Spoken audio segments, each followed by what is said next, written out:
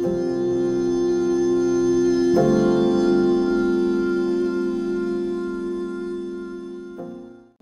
everyone, how are you all? I hope everyone is finding the blessings of Almighty.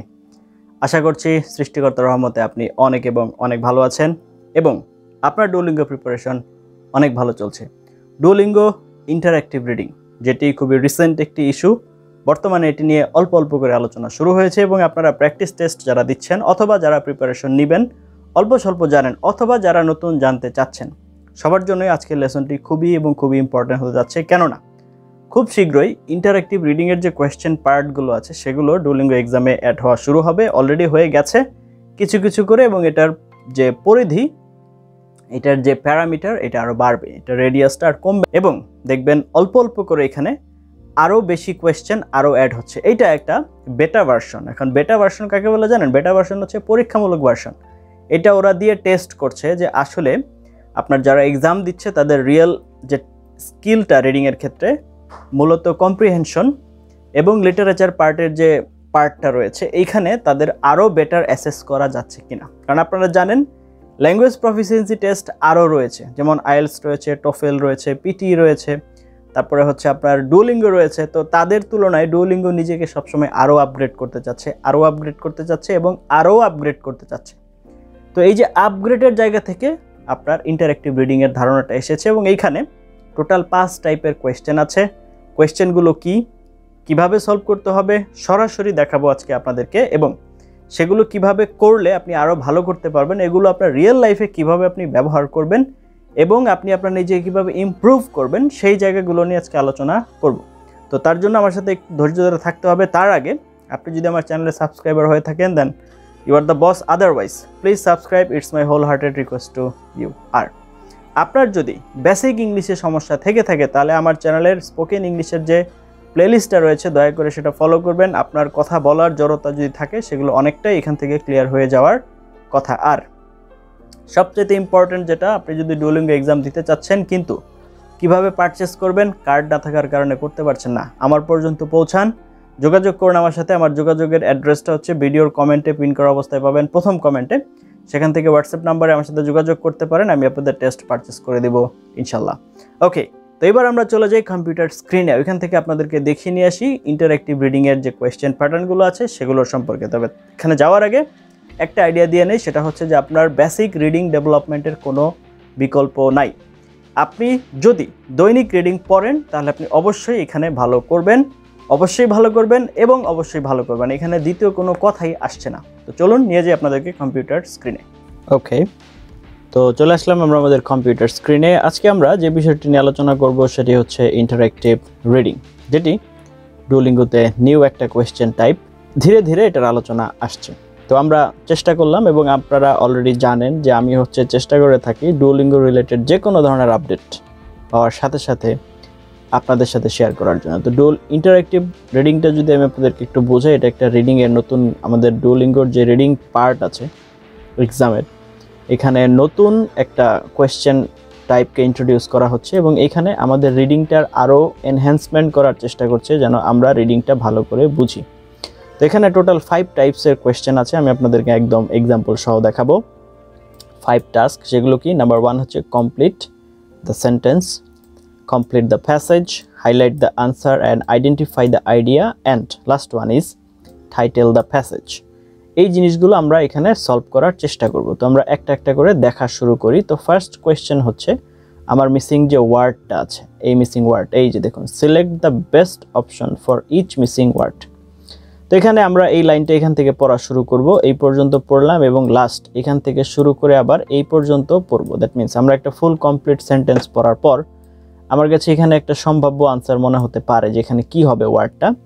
তারপর আমি এই যে ছোট্ট একটা অ্যারো চিহ্ন আছে এখানে ক্লিক করার সাথে সাথে 3টা অপশন চলে আসবে এবং সেখান থেকে আমার কাছে যেটা বেস্ট মনে হয় সেটা আমি এখানে বসিয়ে দিব। কিভাবে? Let's have a look. এই যে এখানে আমি একটা সলভ করে দিয়েছি, দেখুন 2টা সলভ করে দিয়েছি। করার পর এরকম দেখাবে এবং যখন আমি এখানে ক্লিক করব তখন এই যে 3টা অপশন চলে আসবে, দিস 3 অপশনস। এখান থেকে আমি যেটা সিলেক্ট করে দিব সেটা এই 3 নাম্বার শূন্যস্থানে নিয়ে নেবে। এটা হচ্ছে ইন্টারঅ্যাক্টিভ রিডিং এর একটা কোশ্চেন টাইপ। এরপরে আরেকটা কোশ্চেন টাইপ কি? Select the best sentence to fill in the blank in the passage. এই প্যাসেজের শূন্যস্থান পূরণ করার জন্য আমাদের কি এই কোয়েশ্চেন টাইপটা করতে হয়। তাহলে তার জন্য আমার কি করতে হবে, এইটুকু পড়তে হবে এবং এইটুকু পড়তে হবে। পরে আমার এই চারটা থেকে যেটা বেস্ট অপশন মনে হবে সেটা আমি এখানে দিয়ে দিব। এটা হচ্ছে আমার second question type. Now third question type, select the best sentence to fill in the blank in the passage. এই যেটা আমি করে দিলাম অলরেডি, এটা হচ্ছে আপনার আনসার কিভাবে আমি সিলেক্ট করার পর এখানে চলে আসছে সেটা এক্সাম্পল দেখালাম। এরপরে যেটা আসে সেটা হচ্ছে আপনার click and drag to highlight the answer to the question below. তার মানে এখানে আমার একটা কোয়েশ্চেন আছে, এই কোয়েশ্চেনটা আমার পড়তে হবে। পরে এখান থেকে আমার যে লাইনটা মনে হচ্ছে যে এই কোয়েশ্চেনের আনসার সেটা এইটুকুকে আমি জাস্ট সিলেক্ট করে দিব, অটোমেটিক এখানে চলে আসবে। কিভাবে, লেটস হ্যাভ এ লুক। এই যে দেখুন, এই কোয়েশ্চেনের এগেনস্টে আমার কাছে মনে হয়েছে এইখান থেকে এই পর্যন্ত হচ্ছে আমার আনসার। আমি এইটুকুকে মাউস দিয়ে সিলেক্ট করেছি বা আমার টাচপ্যাড দিয়ে সিলেক্ট করেছি, এখানে অটোমেটিক চলে আসছে। তারপর আমি নেক্সটে চলে যাই, পরের কোয়েশ্চেনে চলে যাব। তারপরে কি বলা হচ্ছে, select the idea that is expressed in the passage. এই টোটাল প্যাসেজটার মূল মেসেজটা কি, একটা লাইন এই সম্পর্কে আমাকে সিলেক্ট করতে হবে বা কি বিষয় নিয়ে এখানে কথা বলা হয়েছে। তো সেটা আমি এই যে এখান থেকে সিলেক্ট করে দিলাম যে কোনো একটা। এটার জন্য আমার যেটা করতে হবে, ফার্স্ট লাইন এবং লাস্ট লাইন, এই দুইটা লাইন যদি আমি একটু ভালোভাবে পড়ি তাহলে আমি এখানে বুঝতে পারবো কি কোন লাইনটা আমার জন্য প্যাসেজটাকে বর্ণনা করছে।